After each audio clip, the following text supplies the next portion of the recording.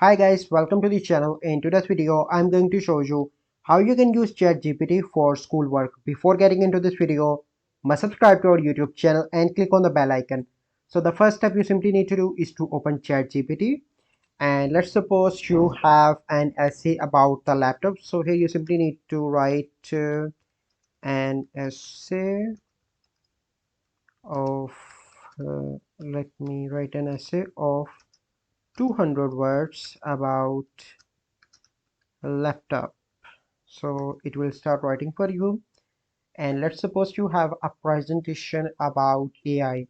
So here you need to write, or you can give an instruction that can you give me 10 slides re related, or you can write can you made 10 slides for me related on the topic of AI, on the topic of AI.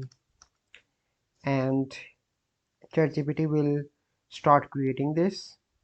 So it will take few seconds, and after that it will give you the text that you can add into your slides, and you can easily prepare slides for your presentation in your schoolwork.